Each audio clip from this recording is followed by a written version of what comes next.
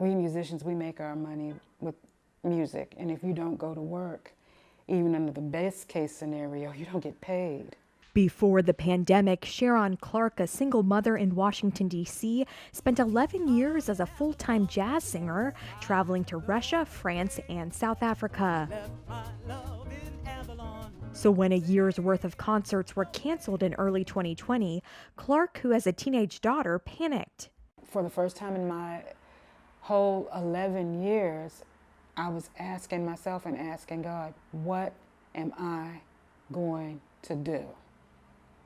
I mean, wake up in the middle of the night, like with a panic attack. What am I going to do? This is due. Oh my God, who's going to pay the cable bill for her to, I mean, these things that we take for granted, before this, we don't take for granted anymore.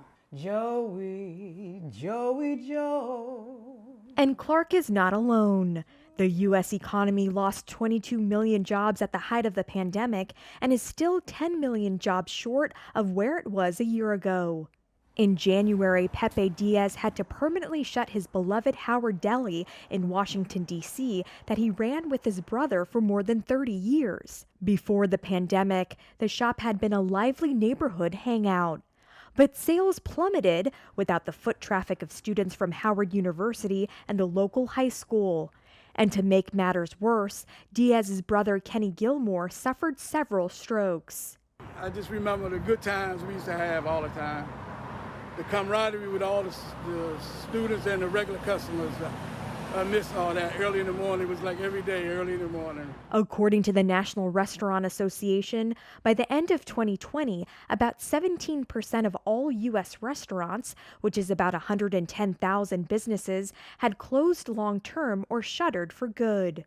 I'm biding my time. For Clark, though, she's optimistic her singing work will pick up this summer. But in the meantime, she's thinking about going back to school to learn something different so that she'll have other career options in the future. I'm not giving up. I'm going to sing until I can't anymore. But I'm going to learn to do something else just in case. He says, Joey, Joey, Joey.